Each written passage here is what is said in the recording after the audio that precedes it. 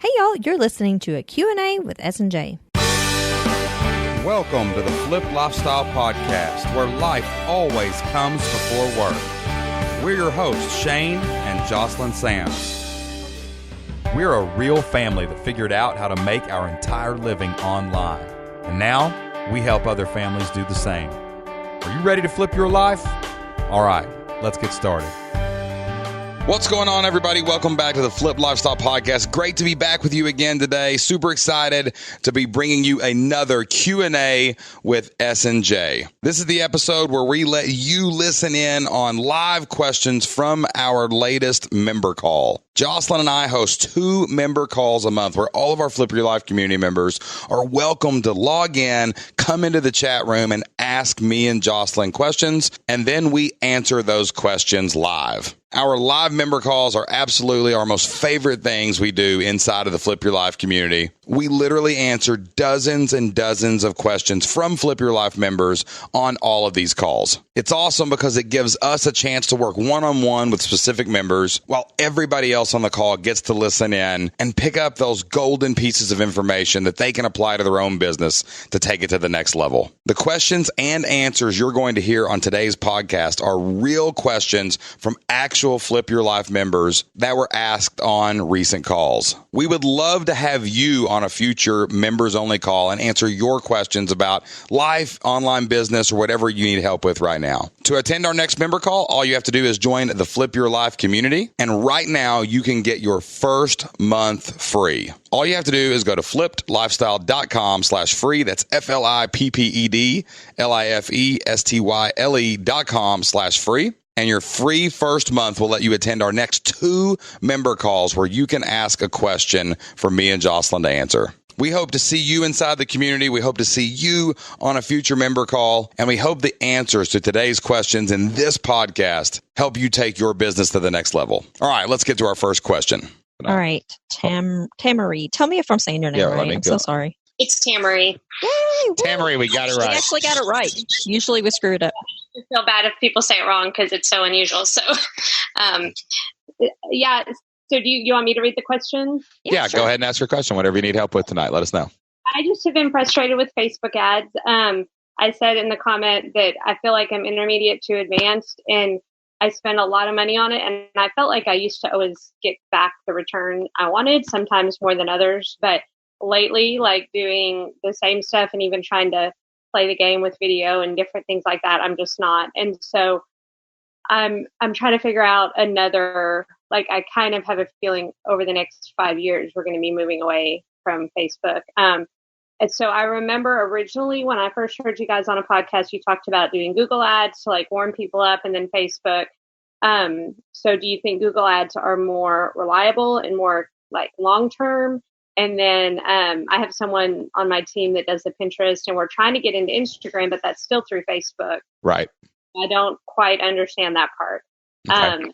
But we do the targeting. We do a lot of that stuff, but we just aren't seeing the results. How often do you change your Facebook ads?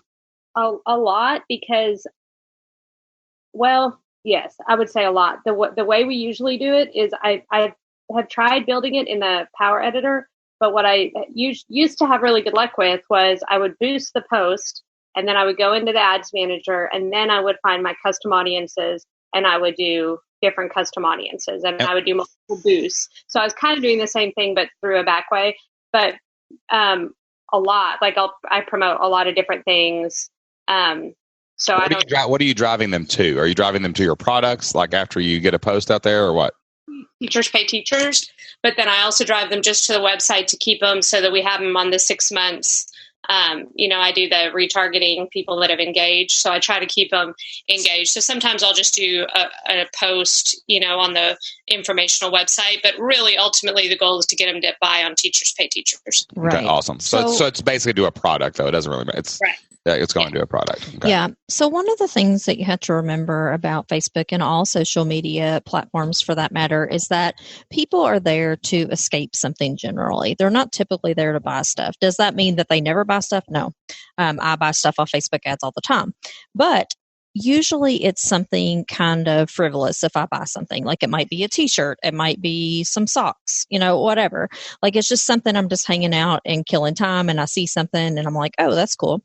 Which the other day I did buy something marketing related. But anyway, so what I would say about Facebook, what we're doing now is we're basically trying to do a mostly organic strategy. We're trying to get our people to engage with us and like talk to us, and instead of like constantly driving them to something, if that makes any sense. Like especially stuff for sale. Because I just came off a mastermind trip with some guys who really rely on Facebook ads. I mean, these guys are spending $20,000 and $30,000 a month on Facebook. So it's not like this is like trivial data. Like they're throwing money into this platform. And to a man, they all said Facebook ads are not anywhere near working like they used to. Now, that could be for a lot of reasons. It could be because there's a lot more people advertising on Facebook. There's only so many posts that everybody can see a day. It's a lot more competitive, which means it's a lot more expensive because everybody sort of jumped on the bandwagon. Yeah. So especially for education products, I really like to do other types of advertising. Especially too, just like email marketing. Like our entire strategy going forward with our like we still have an education website. And but even for Flipped Lifestyle, we were just on the porch talking today, like all of our ads must get emails, period. Like that's it. We're not really selling on things. We're not really doing anything financially like to get people to try to give us money on the platform. The only thing we're going for right now is emails. And then we're going to follow up with our email marketing to sell things. So instead of spending money to go straight to a paid product, we're basically like, here's something free. We're getting you on our list, and then we'll take over from there because it's cheaper. It's just so much less expensive to do it. Another thing that you need to remember about Facebook is that people are there to increase their status. And what that means is that if you have something there that they can share with their friend and their friend thinks, oh, this is really cool, thanks for sharing that with me, that makes that person feel good. So whenever I was doing the librarian site, what I would do is I would always find something that I thought people would want to share with their friends. So that means like a free training, some type of free product or whatever, like just something that they will want to share with other people without me asking them to, basically. Right. So basically the moral of the story is getting found is the only thing we are doing right now on our advertising. We're trying to get discovered by cold traffic. Any warm traffic we've got, we want to make sure they're on our email list. And then it's grind every day on that email list to sell stuff. Like I'm sending an email out to all of the people on our education site every day. Like, hey, what are you teaching today? Hey, can I help you? Hey, go here. Here's a teachers pay teachers thing. Hey, here's a membership thing. Here's just focus your internal market. Like email's where the money is. That's where it's always been. We just get distracted by all these shiny objects, and Facebook ads just aren't converting like they used to. So maybe go to a total opt-in strategy. Reach out to people, get more people to join your Facebook page, get more people to join your email list, and focus most of the sales stuff on that daily promotion, right? Daily emailing your list, whether it's a segment or the whole thing, and maybe pull back a little bit from the straight, send the Facebook ad to the Teachers Pay Teachers link to get the call, right? You could also maybe try, if you're going to do that, be much more specific. Like, I don't know if you're sending it to your store or if you're sending it to like, get this specific lesson right now for $6.99. I think that could probably work a little bit better. But for us, we're going straight to, I want an email address. I don't care about anything else online. I want the lead. Once I've got the lead, I've got power because now I can contact them and Facebook doesn't have to get in the way. But that being said, we are investigating some more Google strategies, especially for our history website, because I feel like SEO? Yeah. So people who are looking for a specific lesson, that's what they're looking to find. So I feel like those people would probably be more apt to buy than somebody who's just scrolling through social media. Right. So maybe try some more Google ads, but definitely get the opt-in and just email them every day. Yeah. And as far as Google ads, like you can get a really inexpensive course. I bought one on Udemy, which is udemy.com. I bought one for like $10. And I mean, it has like 100 and something modules on it. It's crazy. This is something we talked about earlier too. Joss and I had a meeting a couple weeks ago. We were like, we really want to focus more on grassroots growth, like more SEO, more opt-in based strategies, like a lot less, hey, buy my thing, because man, it's just not working like it used to. It's not the hot thing to do. It's not what all the marketers are talking about. It is not necessarily a fast strategy, but I think it's a more long-term strategy that's going to last longer. It's definitely building your house on stone and not sand. And I feel like Facebook ads are really starting to turn into sinking sand. If it's something that everyone's talking about, that's probably a sign that, it may be going south soon. Get off the ship before it goes down. So, okay. Hope that helps. Awesome question. All right. I think I have Paul next. All right. Let me flip back over to Paul. Hey, Paul, what's going on, man? Oh, not much. Let's talk some biz, man. What's your question tonight? The question is that when he first came out with the book, Jeff Walker's book, I got that. And that has been my biggest strategy for getting new members. And I'm up to 28 and I really want to get to 100. But it's a lot of work to do a 2-week launch with videos and all that jazz. And then I feel so drained. I don't want to do it for another 3 or 4 months. And then, I get 2 to 5 members during this short little run and then nothing for a while. And then I lose 2 to 3 or 4 and then, 2 steps forward, 1 step back kind of thing. So I've tried doing webinars and people show up and they seem very appreciative and then they don't buy a thing.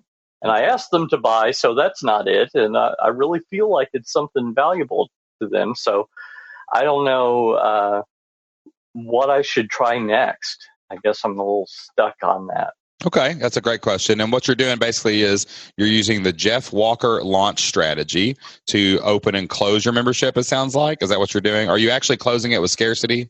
Or? Well, I don't close it, but when it's open, it's cheaper. So I gotcha. So it's like hey, get this right now because the price is going up. And it's not like it goes up and then I have a sale. It's like every time I do it, I raise the price a little bit. Like the price is going to go up. So it's not you're waiting for a sale. You just really need to get on this before the price goes up. And then it's going to go up again. And I'm going to repeat the same thing. Okay. So, okay. I think right now at $50. So it started out really cheap because I doubted myself. And then but now you're still selling them at around $50, right? Just a couple at a time. Right. Yeah. Gotcha. Okay. Now this is one thing that we really want to talk a lot about when you're doing the membership model, which that Jocelyn and I 100% are all in on memberships, specifically low ticket memberships. I was actually just having conversations with my mastermind recently because they all sell high ticket, and me and this one other guy sell low ticket, and we were like the only ones low ticket. One guy said, "Man, you guys really love low ticket," and I'm like, "Yeah, we do because it makes things affordable. It makes things easier to sell. You don't have to really go out and launch all the time." And that's really what we're trying to get away from. Like, you don't want to have the living launch to launch mentality when you're doing your membership. What you really want to do is consistently and prolifically promote your membership every day. So instead of launching on a price increase, like, it's probably going to be better if you switch back into a promotion mindset. Like I try to attack every single month with a promotion mindset. Like, I divide it up into 4 weeks and I say, how can I promote the membership every week? It might be a free trial 1 week. Okay. And that's what I push, right? So I'm trying to give some value. It might be a quarterly price that gives the discount. Okay. It might be a price increase. You could totally just do email marketing or do a monthly workshop that's not high pressure, that's not crazy, like there's urgency, this is going to change and you've got to get into it tomorrow. You can still do a price increase every month. It might be promote your annual plan 1 week. You just have to rotate through. You could do 52 different promotions, a different promotion every week. And what we always talk about is we don't want to live with urgency of the clock. We don't want the timer to be the only thing that can ever sell our product. We have to get so good with our marketing that we can transfer the urgency over to the user. This is urgent that you do this now for your family's future. If you don't start today, how are you going to end up where you want to be in a year? And how can you push some of that urgency over to them instead of saying, wow, it's just a clock? Okay, so a weekly promotion strategy is a better mindset than living launch to launch. Jeff Walker's book is great.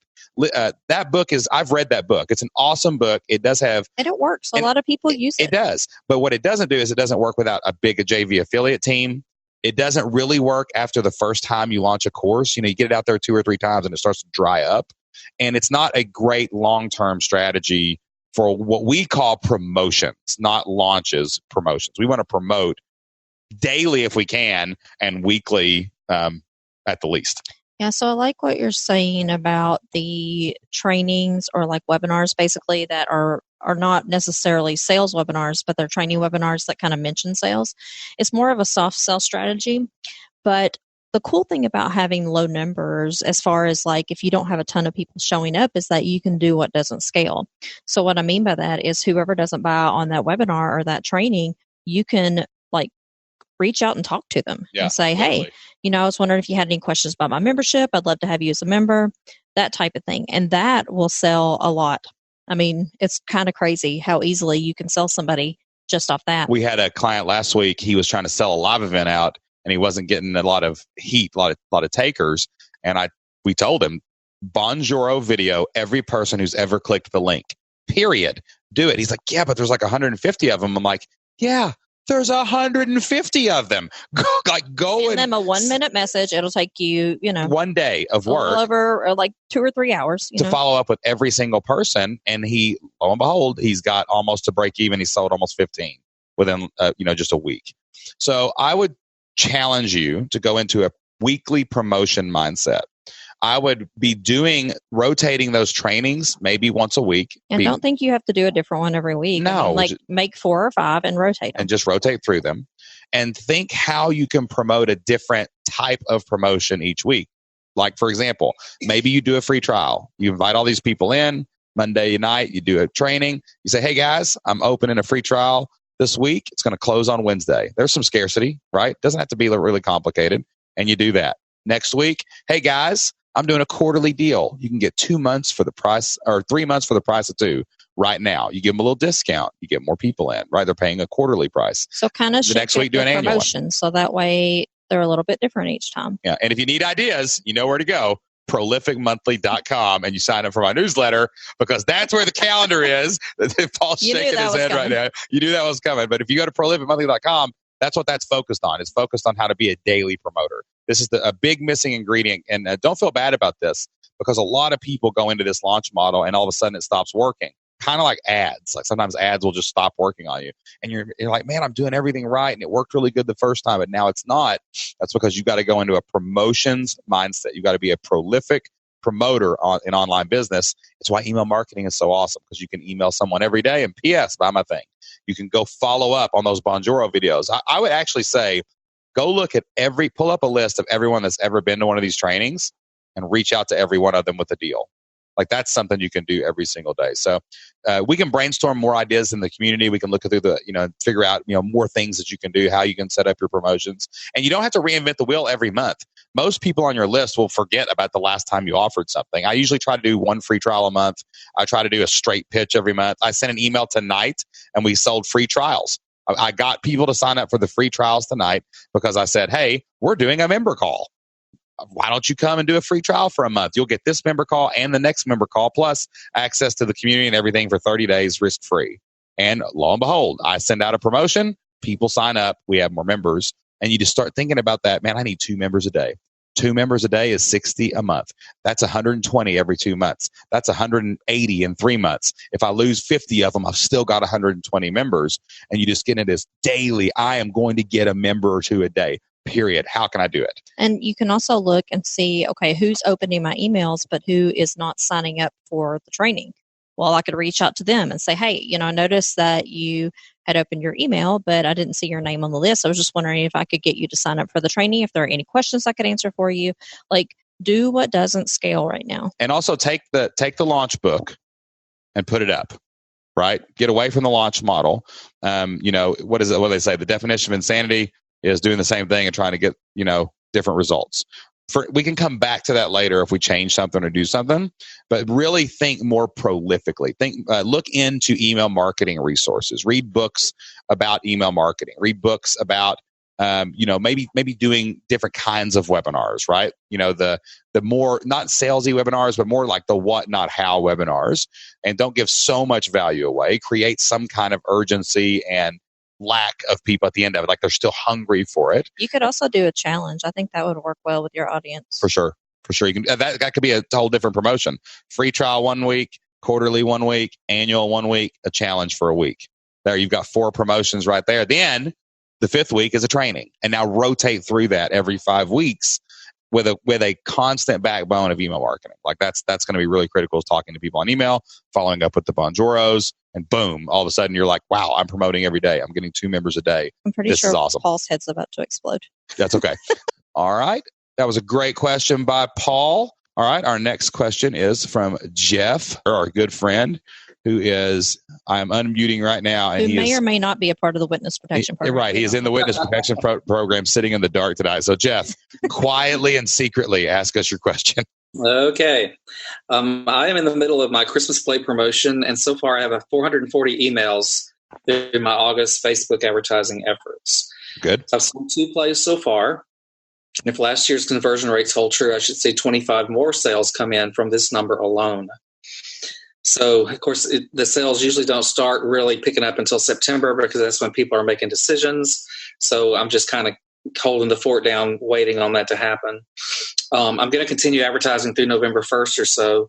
And I have a drip campaign going that's planned for about 6 to 8 weeks to kind of keep the relationship warm and convert sales. I'm always selling on the drip, but like you guys say in the blueprint, to keep warm, keep that relationship warm so that people don't forget who you are.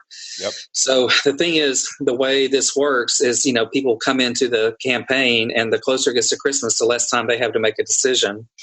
And so it's almost like I'm actually shut that drip down. I didn't shut it down, but I'm changing lists now. So I'm starting a different drip for September so I can squeeze the time down. Does that sound right? So you're trying to basically get to the point of the pitch faster on the email campaign, right? Yeah, because I know that time is gonna run out, and people need to make a quicker decision. So, but in August they've got plenty of time, and they're not really that worried about it in August. Most of them aren't. It starts heating up after Labor Day when people go, "Oh, Christmas is coming. I got to do something." Don't have anything. Yeah. Right. It's kind of hard to think about Christmas when it's like 90 degrees outside. We went to Cracker Barrel earlier, and like they already have all their Christmas stuff out. And we're I'm like, man, it's hot. 80. Santa Claus would melt if he walked into Cracker Barrel right now. Okay. You're selling Christmas ornaments? So come on now. My first question would be, what are they opting in for right now? Well, they get the script, and they get to read the script. And that's the biggest, I think that helps me the most as far as getting the email addresses down. Mm-hmm. Yeah. They don't have the rights to the script, and it's got print all over it saying it's a sample script. So I'm trying to get people, not to take it. But what about, is it only like, are you only selling this through email marketing in the drip campaign right now? Yeah. I mean, what other way would I sell it? Well, I mean, a webinar. Like, you need to get these people there live. Like, you need to have like something live. But here's my question: how many emails are we talking about? Like, how many people are signing up per day, for instance? It was like 400 total, I think is what he said. Well, yeah, I'm averaging 20 or so. I'm spending about $25 a day on Facebook. Okay. So some days I'll get 15, some days I'll get 20. Okay, I have 2 questions for you. The first one is, could you contact these people personally, say like a week later after you get their email? That would involve you getting their phone number or something, preferably. You wouldn't have to. But anyway, could you contact them and be like, hey, I was just wondering if you have any questions about the script. Have you made a decision yet? That type thing.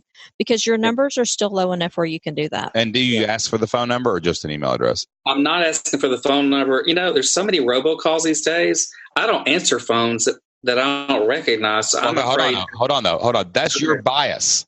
It is my bias. Just because you don't answer them doesn't. Yeah. Like, what if 40 of those 400 people answered? Well, you also don't have to make the phone number mandatory. You can make it optional. Right. That's true. If you didn't want to do the phone, you could always send them a little video and just say, hey, this is Jeff, just checking in to see if you made a decision on your Christmas play yet. Right. If you had any questions about the script, and I'd be happy to answer anything that you want to know.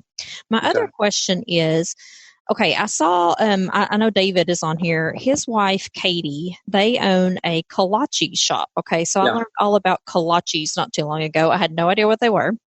So it's like a Czechoslovakian pastry, and it has like filling inside of it. So did you know what this is? I've seen them at places, yes. Of course, you have Jeff, our world traveler here.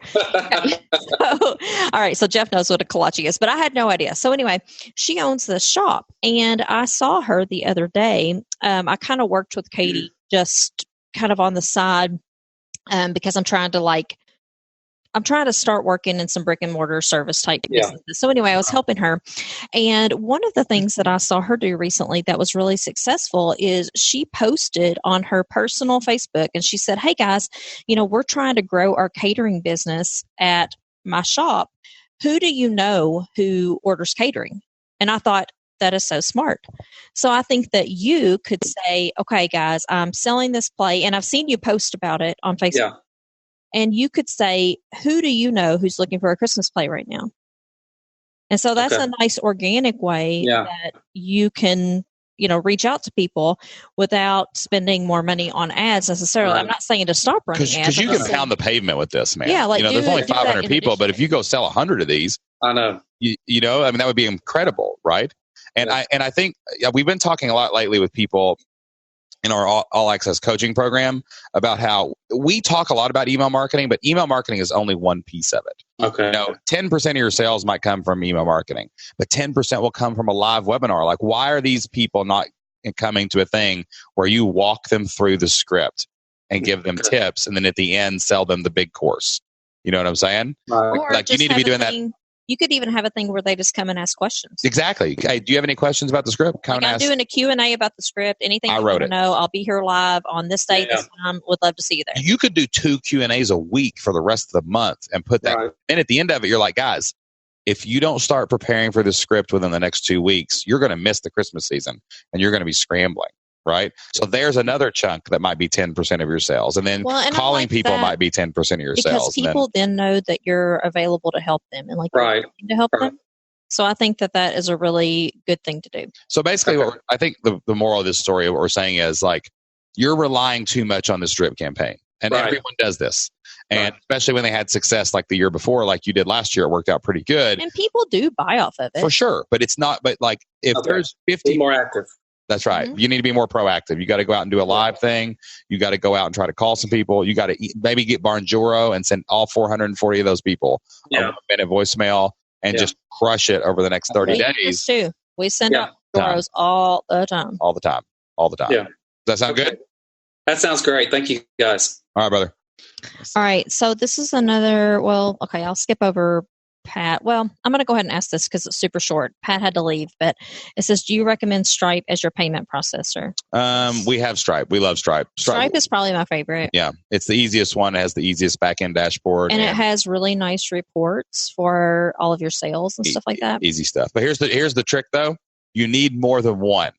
Because just like Facebook can turn off your ads, just like Twitter can shut down your account, Stripe can turn you off if you get too many payment disputes or something like that. And if they turn you off and you can't go turn to another payment processor, you're going to be scrambling. So we have 4 that happened to this this happened to lately. Yeah. And it was really difficult. It was disastrous. Their payment processor got turned down. They couldn't accept any money. They still had bills to pay. Couldn't access any of their money. And it was disastrous. So we have 4. We have Authorize.net, Stripe, WePay, and PayPal. So always have multiple payment processors ready. On that note, one thing about PayPal, if you're using PayPal, make sure to pull your money out regularly. Remember that it's not a bank account. It is not FDIC insured. Yep. And if they decide for whatever reason that they don't like you or don't like what you're selling, you cannot get your money out. It's frozen. Yeah, we've seen this happen to real people. This is not like theory. This happens to people all the time. So this happened not too long ago. I'm on a million Facebook groups. But anyway, on one of the Facebook groups, PayPal decided that whatever they were selling was improper or inappropriate or something. It was something totally random. I can't even remember what it was. But anyway, they shut down their account. And I think they had tens of thousands of dollars in this account and they couldn't access it. Frozen. So anyway. Yeah, we take ours out every week, once a week. Take it out regularly. Speaking of inappropriate, I got a funny story to tell you guys before we get to the next question. Do you know what I'm talking about? No. Devin's phone number? Oh. All right. So we have a Google Voice number that's used for if those of you who know him, Devin is in our forums. He's one of our community managers, and we have Google Voice phone numbers. So that people don't know our real phone number. Right, exactly. Like we don't want his cell phone number showing up on people's phone, but it's a number that people can call. He can call people to give them support. He can do all this thing too. So we kept getting these weird voicemails like, "Hey, Michaela, can't wait to see you Saturday," on this voicemail. And we're like, "Michaela, I would love to, buy your services." Well, we started doing some research. I want to make an appointment, Michaela. So we started doing some research. We type in this number and we look at it. And apparently our Google Voice number used to be the voicemail for a professional escort service in Lexington, Kentucky. Yeah. So now because we got this, we were like, how you see a phone number, you don't answer it, but then you look it up to see what it is. Like basically, whenever anyone sees the phone number from Flip Lifestyle, it's coming up as basically a prostitute in Lexington, Kentucky. So be careful. So that's pretty classy with your numbers. So you keep it classy over here, but this actually happened this week, and we were dying last night. As he's calling people, they're looking up this number and finding this. Yes, exactly. So he's leaving them. He's leaving them a message like, "Hey, it's Devin from Flip Lifestyle, just checking in on you." And they're like, "No, it's not." And then they type in the number, and it's a total escort. I don't know about. And this is a very inappropriate webpage that we found, by the way. So people are like, "This is disastrous." So I don't know about you guys, but if somebody calls me that I don't know, I don't answer it first of all. But I always look up the number immediately. And then if it's somebody call back, but it's like, yeah. So anyway, Anyway, we're changing our Google Voice number, and be careful. You should look that up if you ever sign up for one. Our poor nephew, he just turned 20, and he's such a good boy. I mean, he really is. But so I messaged him yesterday. He just started college not too long ago, and I said, "Hey, I was just wondering, are you getting any crazy messages on this phone number?" And he's like, "Yes." And I was like, "Oh my gosh, I'm so sorry." I said, apparently this number used to be from an escort in Lexington. And he goes, "What's an escort?" "What's an escort?" I'm like, "You good boy. You're such a good boy. You just keep on going to college, son. We'll tell you later. We'll tell you later." I was like, "Oh." I'm like, should I tell him? But he's 20. Okay. Anyway, back to our regularly scheduled program. Yeah, let's get off the subject of escorts, especially since we're having a family program. We're having a live event in 18 days in Lexington. Yeah. Don't be calling that number. All right, y'all. That wraps up another Q&A with S&J. We hope you learned something today that can help you take your business to the next level. And we hope you had a lot of fun listening in to one of our Flip Your Life member calls. We would love to have you on one of our upcoming member calls. We do 2 member calls every month inside the Flip Your Life community, and we'd love to see you there. And we've made it super easy for you to attend one of those calls because you can join the Flip Your Life community right now and get your first month for free. Absolutely free. And if you sign up today, not only will you get full access to the entire Flip Your Life Blueprint, our step-by-step process for starting, building, and growing an online business, not only will you get access to all of our community areas, including our forums, where you can get the help you need to take your business to the next level, but you also get to attend those live member calls where you can ask questions and you can get the answers you need right now to take your next step. All you have to do is go to flippedlifestyle.com/free. That's FLIPPEDLIFESTYLE.com/FREE. flippedlifestyle.com/free. Go there right now and you can start your free month inside of the Flip Your Life community. Thank you so much for listening to today's podcast, and we hope to see you soon inside of the Flip Your Life community. And until next time, do whatever it takes to flip your life. Bye.